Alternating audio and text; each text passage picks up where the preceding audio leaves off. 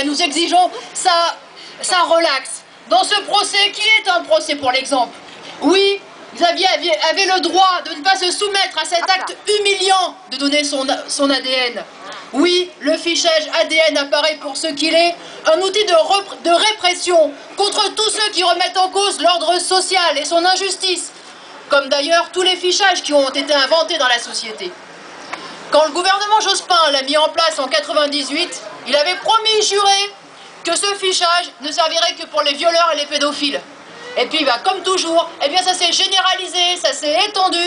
Et maintenant, on y inclut l'atteinte aux biens et aux personnes. Ce qui sert de prétexte à chaque fois que l'on veut réprimer les travailleurs et leur lutte. Et vous savez, pour l'avoir vécu avec vos 7 camarades qui se sont retrouvés au tribunal, que l'État est prêt à utiliser tous les moyens à sa disposition pour réprimer avec acharnement tous ceux qui ne veulent pas se soumettre.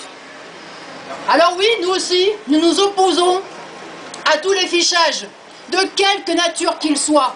Et nous nous opposons aussi, bien sûr, à toutes les poursuites et les persécutions contre ceux qui combattent cette société injuste. Mais nous savons bien aussi que les libertés générales, que l'application des textes, des lois, comme les conditions d'existence des classes populaires, ne dépendent au fond que d'une chose: du rapport de force entre les travailleurs d'un côté et les exploiteurs et leur personnel politique de l'autre.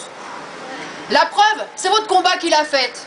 En faisant bloc contre Continental et contre l'État complice, en vous battant jusqu'au bout et en trouvant le soutien de milliers de travailleurs dans le pays, vous avez fait changer le jugement inique qui avait condamné en première instance vos 6 camarades.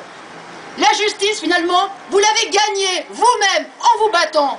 Et il en sera toujours ainsi pour nous les travailleurs. La petite vengeance d'aujourd'hui, avec la décision tardive de réenclencher les poursuites contre Xavier Mathieu, est un geste minable. Mais au fond, c'est un hommage à vous, c'est un hommage à la classe ouvrière et c'est un hommage à son combat. Vous savez, les patrons et leurs serviteurs politiques ne craignent pas les bulletins de vote.